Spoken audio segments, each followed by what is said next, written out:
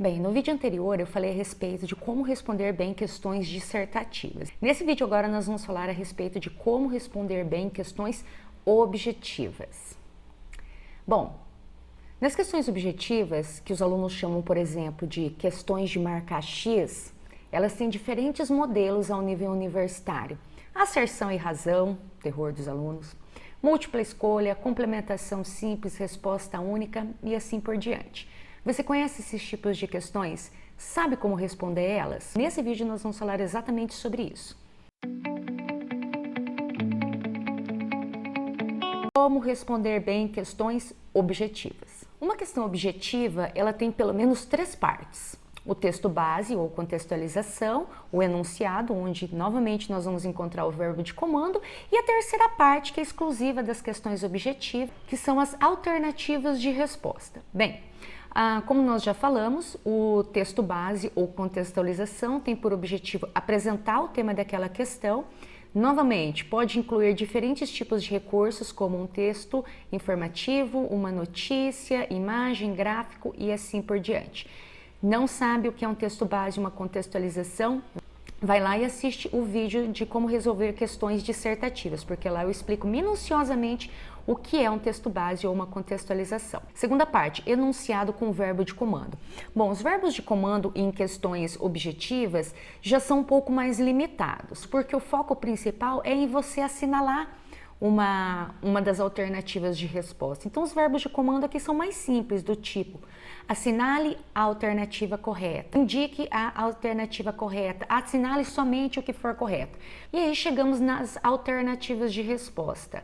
Aqui é um aspecto importante. Seguinte, nas questões universitárias, são 5 alternativas de resposta. Uma é verdadeira, por isso nós chamamos de gabarito, e 4 são falsas, por isso nós chamamos de distratores, embora o objetivo principal não seja exatamente tirar o foco de resposta do aluno, mas trazer diferentes situações de resposta. Vamos falar agora de alguns tipos de questões objetivas. Nós temos a questão chamada questão de resposta única. Como é essa questão? É aquela que vai trazer um texto base, um enunciado, vai solicitar você marcar apenas a resposta correta. Ou seja, é o tipo de questão que tem apenas um gabarito e 4 alternativas falsas. Questão de complementação simples. Não é o tipo mais comum, mas é aquela que também existe um texto base e no enunciado não vai ter claramente ali um verbo de comando. Por quê? Nas alternativas de resposta, um gabarito complementa um enunciado. Então, muitas questões desse tipo terminam com um enunciado sem um verbo de comando, às vezes utilizando 2 pontos e outras vezes até reticências, que é para dar o sentido de que a resposta complementa o enunciado. E muitas vezes as alternativas de resposta, elas iniciam exatamente com letra minúscula, exatamente para dar essa ligação entre o enunciado e a alternativa de resposta. Questão de resposta múltipla. Ao meu ver, na minha experiência, esse é o tipo de questão mais difícil, porque existe um texto base, existe um enunciado que vai solicitar para você que você analise as afirmativas a seguir ou afirmativas abaixo. E ali vão vir algumas afirmativas, ou seja, afirmações que são colocadas como verdadeiras e você que vai julgar se elas são verdadeiras ou são falsas. Após a avaliação dessas afirmativas como verdadeiras ou falsas, vem o segundo enunciado com o verbo de comando, geralmente dizendo: assinale, por exemplo, assinale a alternativa que indica a resposta correta. E as alternativas de resposta vão ser uma combinação de somente um está correto, 1 e 2, 2 e 3, 3 e 4. Então você vai ter que encontrar, inclusive, a combinação correta. E o tipo de questão muito comum ao nível universitário, que é a questão de asserção e razão, que os alunos julgam como difícil, mas na verdade não é. O que é a questão de asserção e razão? A questão de asserção e razão também traz um texto base e o primeiro enunciado vai dizer: analise as asserções e depois a relação entre elas. Então, olha aqui já a dica. Uma asserção é uma afirmação já dita como verdadeira. Então, a tua primeira tarefa é analisar se a asserção 1 está correta. Avaliou? Coloca lá um V ou falso para te ajudar. Depois, analisa a asserção 2. Veja se ela é falsa ou se ela é correta. Coloca lá também um V ou um F. Depois, você vai analisar a relação entre elas. se existe ali uma relação de justificativa ou não. Por que você tem que fazer isso? Porque entre as duas asserções existe um porquê. Então, você vai ter que verificar se a asserção 2, se de fato ela justifica a asserção 1, certo? No segundo enunciado, o verbo de comando vai pedir para você assinalar a resposta correta de acordo com o que você julgou da asserção 1 e 2. No caso de asserção e razão, as alternativas de resposta são fechadas. Como assim são fechadas? É sempre o mesmo padrão. Em A, a asserção 1 e 2 são proposições verdadeiras e a asserção 2 é uma justificativa correta da 1. B, a asserção 1 e 2 são proposições verdadeiras, mas 2 não é uma justificativa correta da 1.